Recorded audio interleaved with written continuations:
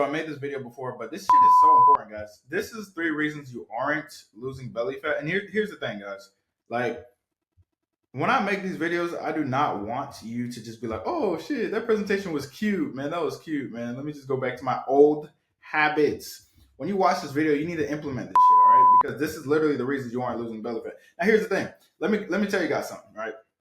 So some guy was like, and I get this question all the time. Some guy was like, yeah, man. So like you told me, like in order to like lose fat, man, like I gotta clean up my nutrition and strength train and like, calorie deficit. Like, okay, man, like what else should I do? Like, no, nigga, you need to actually do those fucking things if you want results. That's what gets you the results. Doing them consistently. If you focus on those 3 things and do them consistently, you will get results. Stop looking for some other shit, right? That's a quick fix. There is no quick fix. Those are the things you need to focus on to lose the body fat and the belly fat. Like you guys always want some short, quick fix and you're searching for it, right? When you are looking for an answer and you're unwilling to accept the answer that's the only answer, then there is no answer for you. You're always going to be looking for something that's not going to satisfy you because you're going to be like, well, there's got to be something else. No, no, no, no, no, no. No, there's nothing else. It's literally you need to clean up your nutrition consistently, right? Just because you ate good for one day, your goals aren't over. They're just not over. This is a lifestyle change, all right? Because I don't like when people say, what else should I do? And I'm like, yo, what the hell did you eat yesterday? And they ate ice cream yesterday. You need to do what the fuck I just told you to do. That's the first thing you need to do, all right? All right, so here's the thing. One of the main reasons is the lack of self-awareness, guys. You got to know where you are before you know exactly where you can get to. Like, period. If you're trying to get to Las Vegas, right? And you're trying to drive there, but you're in Africa, you might have to take a flight, bro. You're probably gonna have to take a flight. Let's be honest. Unless you could drive across water on some superhero shit. Let's be honest, all right? So here's the thing. You watch YouTube videos and TikToks on how to lose fat. You don't apply any of that shit. You don't apply any of it. You're like, oh shit, like I should be in a calorie deficit. And then you literally go and you get Raisin Canes or you get Zaxby's or you get McDonald's. How was that gonna help you lose any fat? Did you not just watch it? Did you not pay attention to anything in the video? Right? And after you don't apply any of the stuff that you see or you learned, guess what you do? You blame your genetics. Your genetics are not the one that's overeating and not exercising. It's literally you. You have a choice whether you overeat and whether you exercise. All right, it's all you. Everything you put in your mouth, it's your decision. No one's putting a gun to your head. All right, it's your decision what you eat. Period. Every single day. So if you're not going to take accountability, or you're going to lack the self-awareness, then you're never going to get anywhere in life, to be honest. Like, you're just not going to. If you're always trying to put the blame on other people and you're never taking accountability for your actions, you're not going to get there. And I see this way too much. It's like, yeah, man, like, I don't know, man, I just have bad genetics. It's like, no, you don't. You went to your doctor and they literally were like, hey, you eat too much shit. Stop eating McDonald's. And guess what you did? You left your doctor and you went to McDonald's. So what's the real problem? Is it what you're eating or is it your genetics? It's what you're eating, all right? You don't realize how poor your habits are either. Like, a lot of us have these weird habits. Like, if you think about it, we have some weird ass habits. Like, you'll stop by the gas station, you might pick up some candy, right? Or you'll go to get this when you have a bad day, you'll go to, instead of going to McDonald's, you'll go to Chili's, you'll get a big ass meal, and then you'll get a drink, or you go to Outback, get a big ass meal, and get some liquor or some shit like that. And then you're not active at all. So you lack self awareness. You don't know where you are. You don't realize that you're 40% body fat. So after one workout, when you flex in the mirror, you're like, yo, why don't I see my abs? Why can't I see my abs? Because you're 40% body fat, guys. You're 30% off from seeing your abs, all right? 25 to 30% off from seeing your abs. All right. And then one of the funniest and craziest things, in my opinion, is always when people are like, hey, man, like I can't lose my belly, man. I got a gut. I got to get rid of this gut, man. It's driving me nuts. I'm like, okay, what do you eat? This is kind of healthier than what they eat. They eat like this, and then they have liquor on the side. And before this, they have some chips and salsa. You know what I'm saying? And that's what they eat on a regular basis. And they drink liquor 3 days on the weekend. Friday, Saturday, Sunday, they drink liquor and they watch a football game. They overeat. Like, how is that supposed to get you to your goal?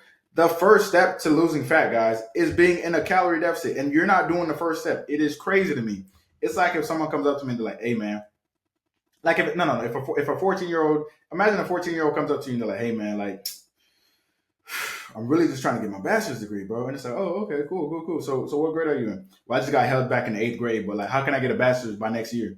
It's like, what the fuck are you talking about, bro? You're gonna have to get a high school diploma, and then you're gonna have to go to 4 years of college to get your bachelor's degree. So you got to know where the fuck you are first before you're reaching for these goals. They're literally they're literally over here and you're going in the wrong direction. All right. So if you're trying to lose fat and you're not paying attention to what you're eating, what the hell are you doing? First step is a calorie deficit, bro. A lot of people are not even in the calorie deficit. Most people, listen, if any trainers are watching this, I don't know if any trainers watch it, but listen, if you're watching this and you want to lose fat, like the first thing you got to do is be in a calorie deficit. So every time someone's like, "Hey man, I'm trying to lose fat," guess what I ask them? What are you eating? It's always something that's over a calorie deficit, and it's always the worst processed foods ever. And they do not think it has a correlation with them gaining fat. They're like, okay, but what's the workout? No, fuck the workouts. You need to be in a calorie deficit. You need to change up your nutrition. Okay, you cannot eat fried foods. All right, candy, Pop Tarts, cereal for breakfast, juices, soda, liquor. You cannot be consuming that 24/7 and expect to somehow lose fat. Like that just doesn't work unless you created a new like a new side of science or some shit. Okay. Now I'm not saying you have to eat green eggs and ham, right? But if you want to lose fat, you have to be in a high protein calorie deficit. Okay. If you don't know your calorie intake and you expect results, it's disrespectful. It is. It's dumb as hell. It's crazy to me. All right. So you're not even working out consistently. All right. Now I know that's kind of blended out. You can barely see it. But listen, working out is also part of the process, right? Because if you are trying to gain muscle or you're trying to maintain your muscle mass at least and you're trying to burn fat, you got to make sure you're actually working out. Obviously, that's going to affect your activity level. It's going to be good for your heart health. But a lot of people go to the gym when they feel like it and they want results every day. That doesn't make any sense. It literally makes no sense.